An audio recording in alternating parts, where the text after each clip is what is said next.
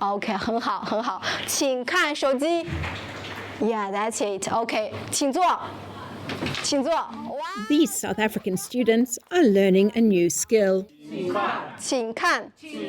In Chinese, we say 学习中国文非常棒, which means learning Chinese is amazing. Mandarin is taught here at the University of Venda. It's one of the hundreds of Confucius Institutes set up by China around the world, some 60 of which are in Africa. But this one, which opened its doors earlier this year, is slightly different from the institutes in Johannesburg and Cape Town. University of Venda is in a far-flung rural area of the country. The Great Technology Confucius Institute, they at first step, we focus on the Chinese language teaching, and then we will combine the Chinese language with the green technology, like the engineer or some solar. Yes. So when they can say some Chinese words fluently, then they can go to China for a further study to gain more knowledge about the technology or green technology. To set up the institute, the University of Venda partnered with Hubei University of Technology in China, says University of Venda's Thabo Dikale. The Chinese government is contributing handsomely to this initiative. Confucius Institutes are one way China builds strategic influence in a country, says China analyst Paul Nantrilia. These Confucius Institutes blend very much with the strategic priorities of the host countries. So they're doing much more than just language training.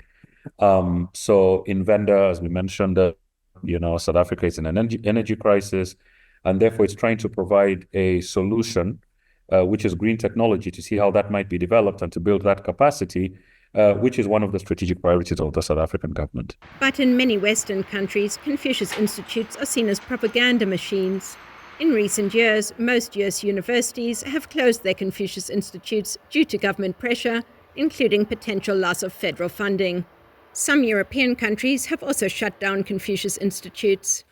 Concerns include institutes interfering with academic freedoms and even faculty self-censorship of taboo Chinese political topics.